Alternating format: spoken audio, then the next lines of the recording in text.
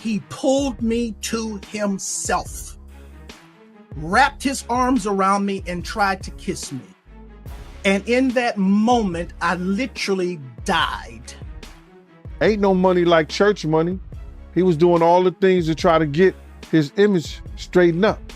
This was a shock to many in the religious community. Bishop T.D. Jakes has been a spiritual advisor to presidents and a religious voice to thousands.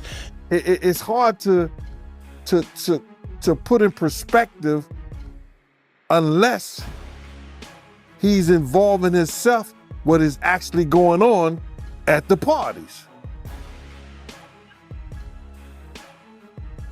Dallas megachurch leader T.D. Jakes has abruptly stepped down from the Potter's house as his name surfaces in a bombshell lawsuit tied to Diddy, just 2 weeks before Diddy's explosive trial begins. As panic spreads among A-list celebrities allegedly linked to Diddy's infamous freak-off parties, new reports claim T.D. Jakes was quietly helping rehabilitate Diddy's public image. Even more shocking, sources allege video evidence places Jakes at these private gatherings. Now, Pastor Youngblood has filed a sexual abuse lawsuit against Jakes, and insiders say this is only the beginning. With pressure mounting and the spotlight closing in, many believe T.D. Jakes knows the clock has run out, and the fallout is about to get far worse. He pulled me to himself, wrapped his arms around me and tried to kiss me. And in that moment, I literally died. Ain't no money like church money. He was doing all the things to try to get his image straightened up. This was a shock to many in the religious community. Bishop T.D. Jakes has been a spiritual advisor to presidents and a religious voice to thousands. It's hard to put in perspective unless he's involving himself what is actually going on at the parties. Dallas Bishop T.D. Jakes has just stepped down as leader of the Potter's House megachurch after being named in a lawsuit connected to Diddy.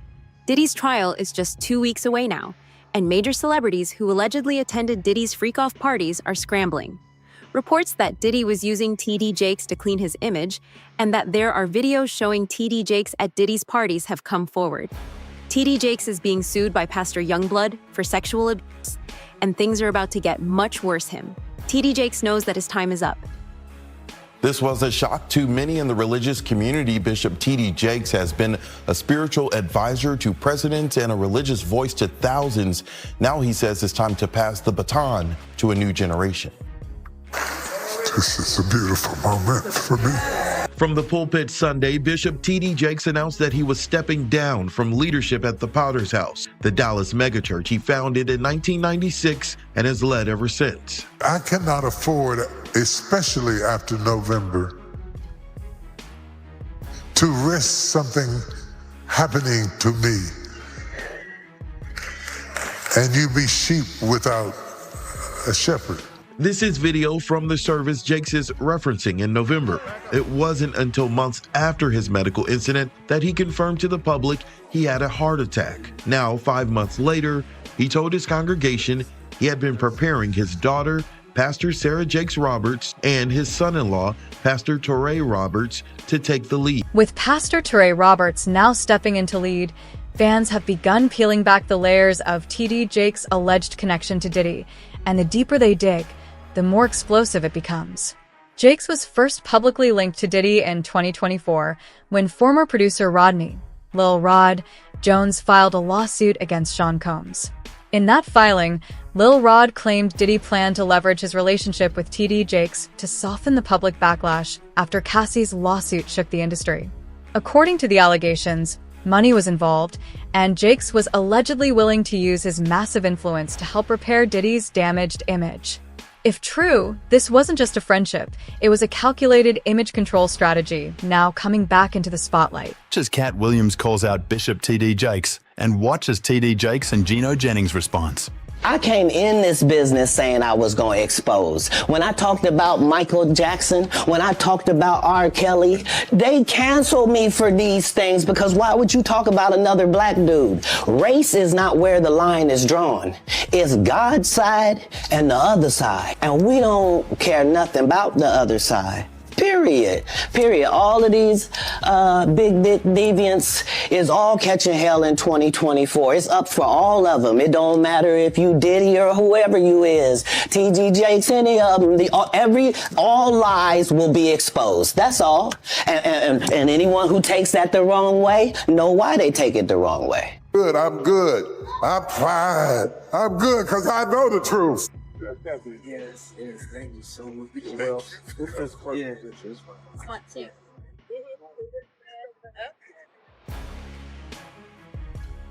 World-renowned Dallas pastor T.D. Jakes is named in a federal lawsuit against musician Sean Diddy Combs. It's filed by a producer that worked with Combs. It discusses how the singer planned to leverage his relationship with the bishop to soften the impact on his public image of Casey Ventura's lawsuit.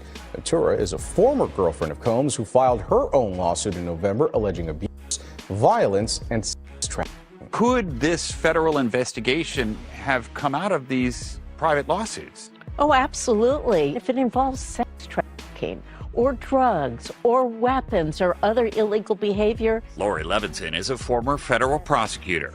They've decided this is worth a lot of resources across the country. So once they've done these searches, they have evidence to follow up on. And if they've got it, they'll move on it. On November 25th, Bishop T.D. Jakes fired back by filing a defamation lawsuit against fellow pastor Dwayne Youngblood. But the accusations at the center of the case are chilling. Youngblood claims that when he was just 18 years old, T.D. Jakes attempted to sexually assault him and even tried to abuse him inside the church during a service. According to Youngblood, these were not isolated claims. He alleges there are witnesses and phone records that support his account. As the details began to surface, many were left stunned by how disturbing the allegations truly are and why they're only now coming fully into the light. After taking him back to her home, he says, come on in, let's talk.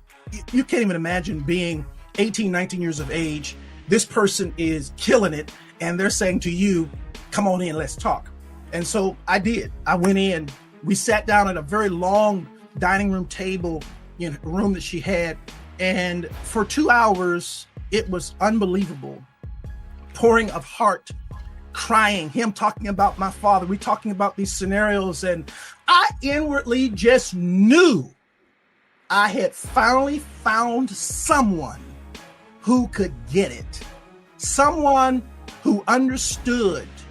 I'm sitting at this table, and for the first time talking to any man, I got tears coming down my face because somebody gets me.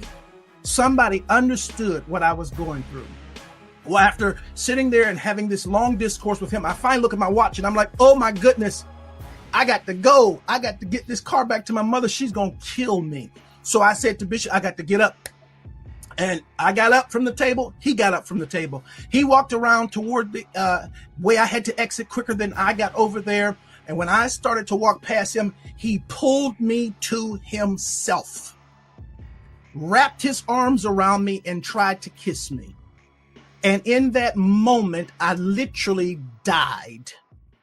I could not, I tell you, to this day, I can't remember how I got out of that place. Pastor Youngblood's claims are now being echoed by testimonies from multiple people said to be close to Diddy, adding another disturbing layer to the story. According to these accounts, T.D. Jakes was allegedly a regular presence at Diddy's infamous freak-off parties, something many find impossible to reconcile with his role as a pastor.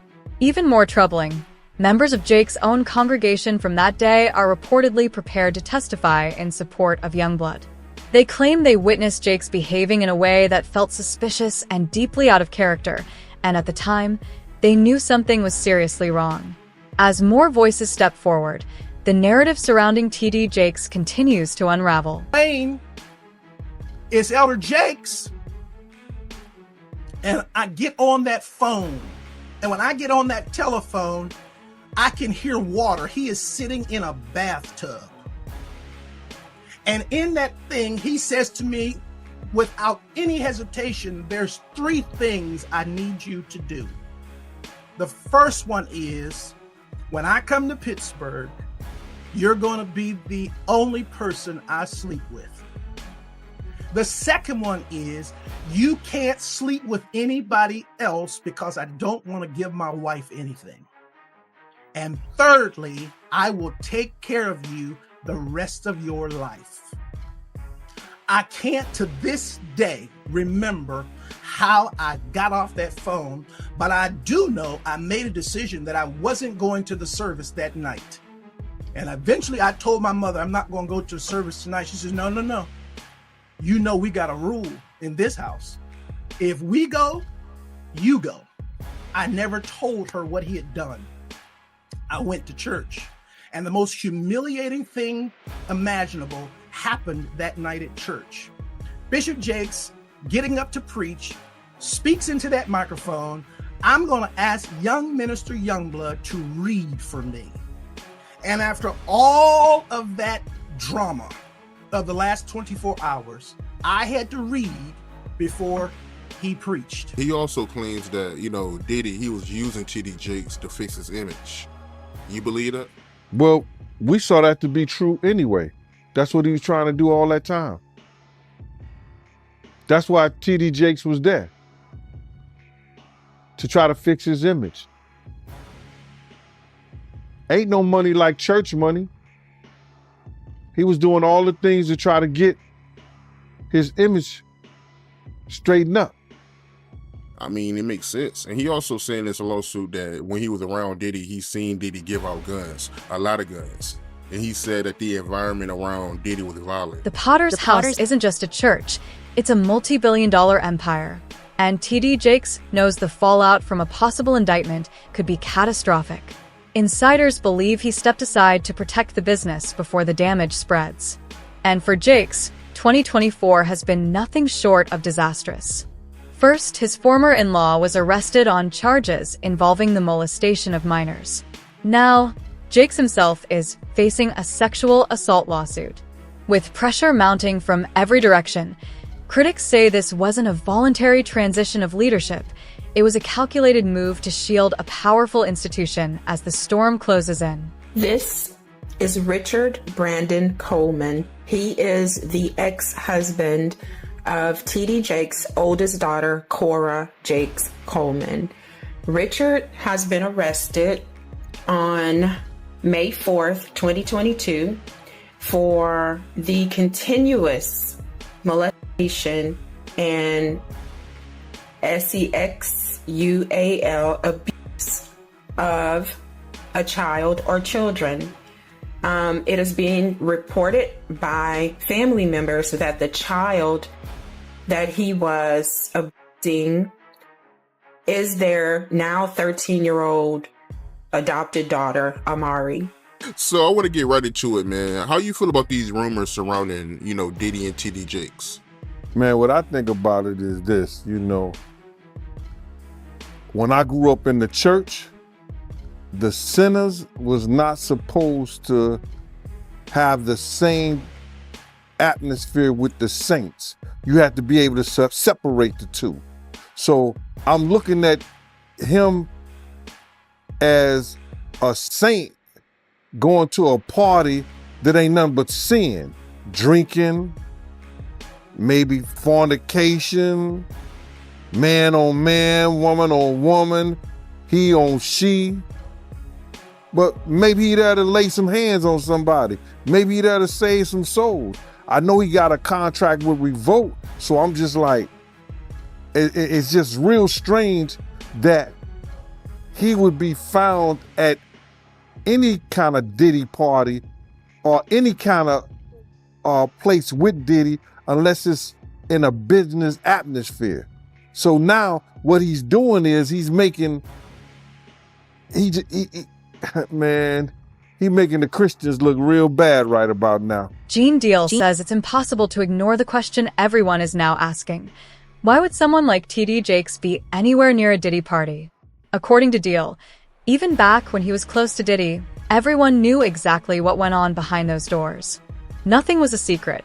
That's why, he says, the idea that a high-profile pastor like Jakes wasn't aware or was simply passing through doesn't add up.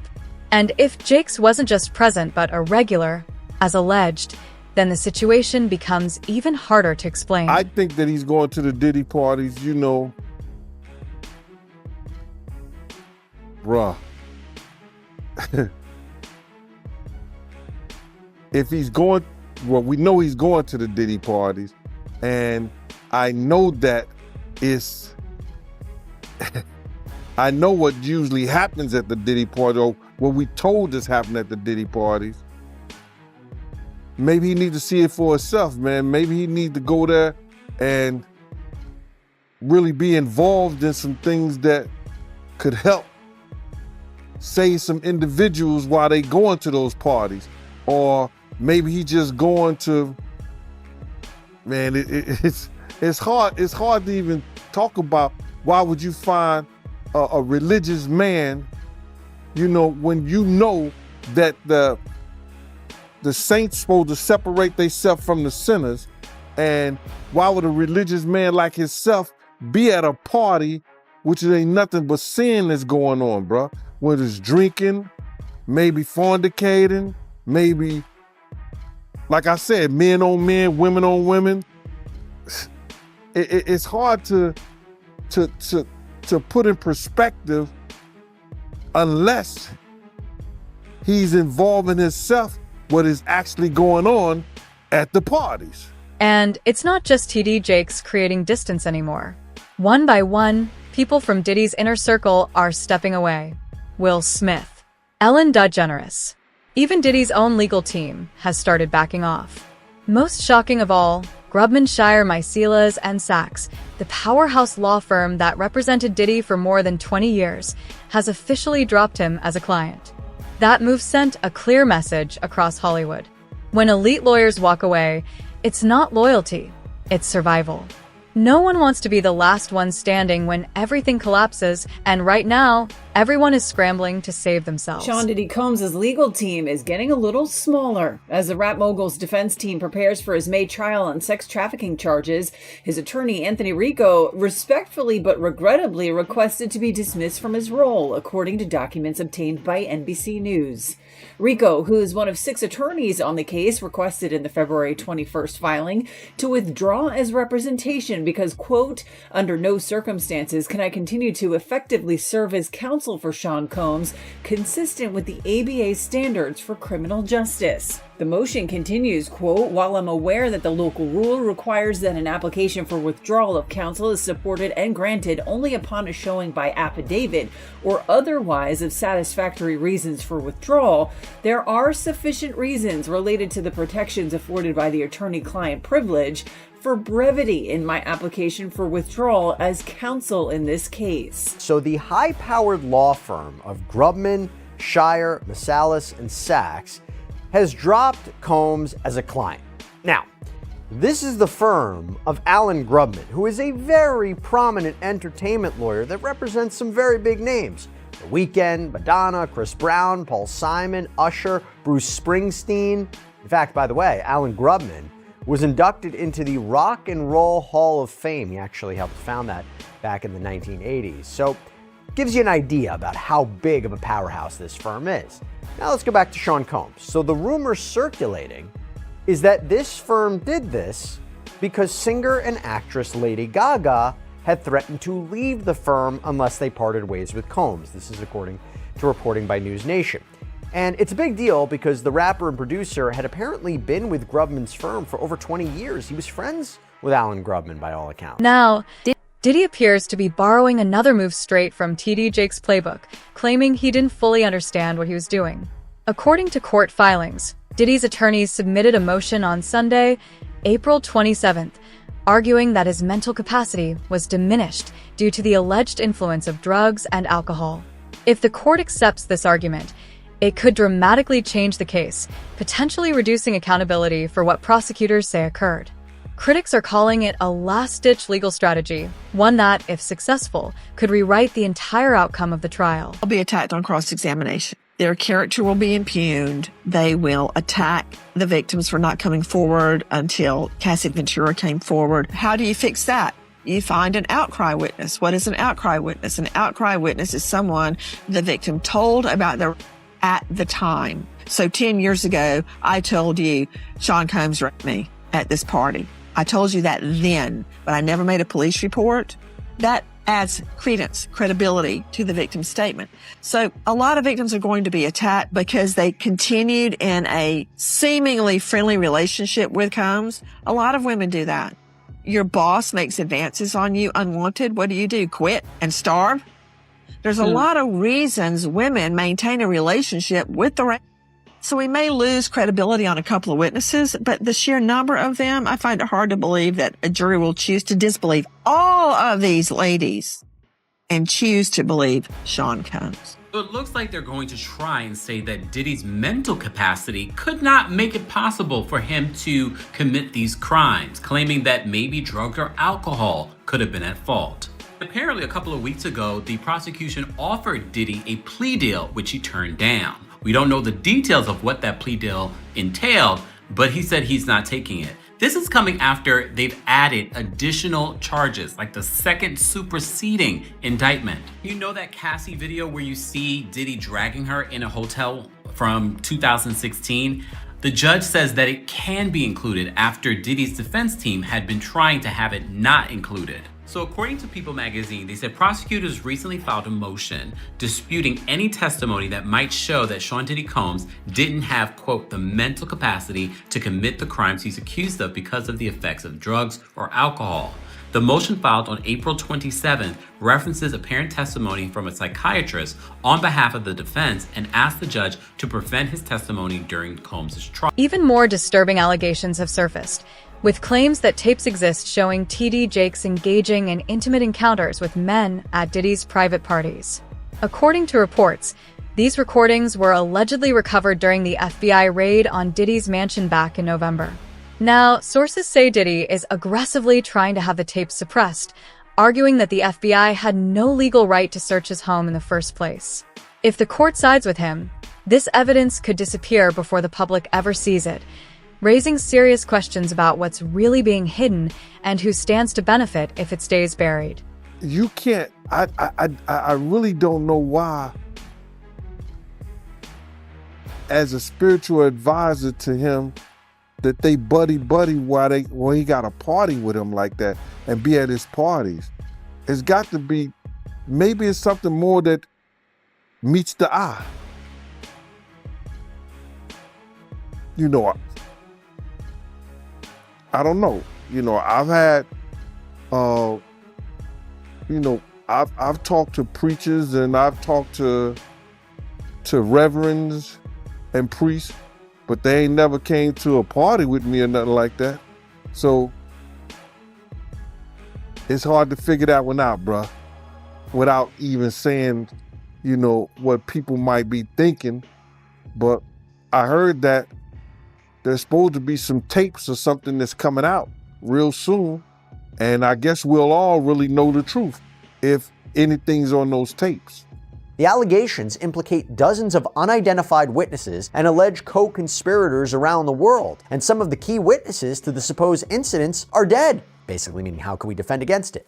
The defense is not even permitted to share the identities of the individuals described in the disclosure letter with Mr. Combs until April 18th, further hampering defense counsel's ability to investigate. Collectively, these new allegations require many months, if not years, to investigate, and if admitted, would require a series of mini-trials certain to double the length of a trial the government originally said would last 3 weeks. So this is an explosive allegation that on its face, I don't know if I necessarily disagree with.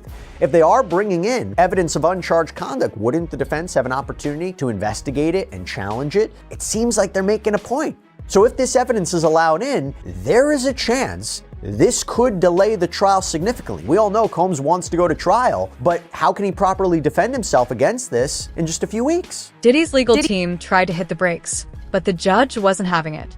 In a court filing last week, Diddy's attorney, Mark Agnifilo, asked Judge Subramanian to delay the trial, arguing he needed more time to prepare a defense against new charges filed on April 4th. The request? A full 2-month extension. But the judge shut it down. The motion was denied, the schedule stays locked, and the message was clear. This case is moving forward, whether Diddy's team is ready or not. With the clock still ticking, the pressure just skyrocketed. The trial of music mogul Sean Diddy Combs, a judge has denied his request to delay the proceedings, and that means jury selection could start in just weeks. ABC's Phil Lipoff is tracking this case. Good morning, Phil. Yeah, Gio, good morning. It looks like it's going to. Sean Combs' trial date is set to go on as expected Friday. A judge ruled Combs' criminal sex trafficking trial will begin next month as scheduled after he denied the defense's request for a 2-month adjournment. The trial is set to begin May 5th with jury selection. The judge said it was unclear why there isn't sufficient time to prepare, especially since 4 different law firms are now representing him. The judge agreed, however, to allow alleged victims to testify under pseudonyms, but one star witness, Diddy's ex, Cassie Ventura, is expected to testify under her own name. She filed, you'll remember, a quickly settled civil lawsuit against Combs. The judge agreed with a defense request to receive outtakes of interviews conducted for a documentary produced by Warner Brothers. Those interviews were conducted with potential trial witnesses. Combs appeared in Jailhouse Beige on Friday and was given a moment at the end of the hearing to communicate with his mother and one of his sons. He told them, "I love you and we're good." He has pleaded, we should mention, not guilty to all 5 federal counts and maintained his innocence in the civil suit. In one, his lawyer, Mark Agnifilo, made it very clear that race is going to be front and center. Let's switch our focus to the government. In my opinion, I'm just going to say it the way it is. No friend historically of the successful black man. Okay? None. And they start making this case, in my opinion, as a takedown of a successful black man. Here's a man who has made some of the most important businesses owned by a black man. Run, owned, created, founded. The vision was that of a black man. What have we done? We have reduced him, not everyone, but a large amount of our society, to being a monster. That should make us shake in our boots. So, Mark Agnifilo, obviously white. Yes. The co-counsel is Tenny Garrigus, white. And Mark Garrigus, her dad, who we're told is going to play a significant part in this case, white. Well, and let's remember, you're going to have at least one witness and probably a parade of witnesses of black females who are going to claim they were victimized by Diddy. And so in order to give sort of a human face to that, maybe suggest that that's not the case, it makes a lot of sense. I mean, the jury is finding cues in every piece of evidence, but also who's representing him. And if they just have a bunch of white folks sort of defending him, all those black female alleged victims are going to look like they're being targeted by his high-priced legal team. According to reports, federal prosecutors offered Diddy a plea deal that allegedly required him to turn on the people who helped facilitate his rise and protect his operations. Diddy reportedly rejected the offer, but the timing raised immediate red flags. Just 1 day later, TD Jakes abruptly resigned, a move many find impossible to dismiss as coincidence. Sources say the feds aren't just focused on Diddy, they're aiming to dismantle the entire network around him. And while investigators push forward, Diddy appears to be staying silent, leaving everyone else wondering who might be exposed next. And Caitlin, let's start with you. What happened, or what has happened in court today? It was a pretty big day in court, Connell. We actually learned that Diddy was offered a plea deal in this case, which he rejected. Not really a surprise that when one was put on the table, he said no. He has vehemently maintained his innocence this entire time. I could not see a world where he would accept any kind of plea deal. So we heard that today. The other big takeaway from court, and we are in crunch time now, just less than 2 weeks before this is going to start and go to trial. The now infamous video of Diddy and Cassie in that hotel room where he is seen allegedly attacking her will be played in court for jurors. Now, the original video, the original surveillance doesn't exist anymore. So we have a copy that was obtained by CNN. So, obtained by CNN, yes. And it was taken by a cell phone video. So you're going to have the person who took the video testifying in court and independent people there that are going to authenticate it. But the jury is going to see that. The other types of evidence that they're going to see is going to be video of these alleged freak-offs, these sex parties that Diddy had. And this is going to be an important thing about jury selection. Interesting. We're going to talk about all of that in a minute. Anything on his demeanor, or anything on, from that we picked up from Diddy today? Yeah, it was different than usual. He got into the courtroom with his pad of paper and his pen really intently ready to just take notes.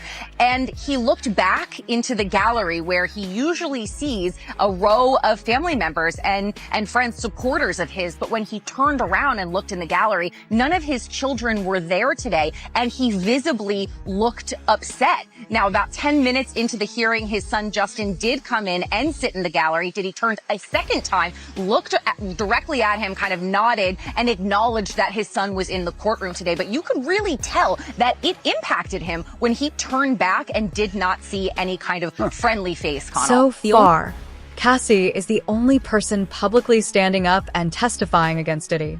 According to Rolling Stone, she has been identified as Victim 1 and is described as the central figure in the federal case. Other alleged victims, listed as Victim 2, Victim 3, and Victim 4, are expected to testify anonymously, choosing protection over exposure. Federal prosecutors have formally asked the court to seal any exhibits that could reveal their identities, citing serious concerns over media harassment and retaliation. While Cassie's name is now public, others are still fighting their battle in the shadows, and that contrast speaks volumes about the fear surrounding this case. I don't know if that's possible. Once you see that video of him putting his hands on Cassie Ventura, and for her to be the one to testify, and for her to be the one testifying on behalf of the prosecution, considering the fact that she was his lady, considering the fact that reportedly, she engaged in activities she otherwise would not have wanted to at the behest of him.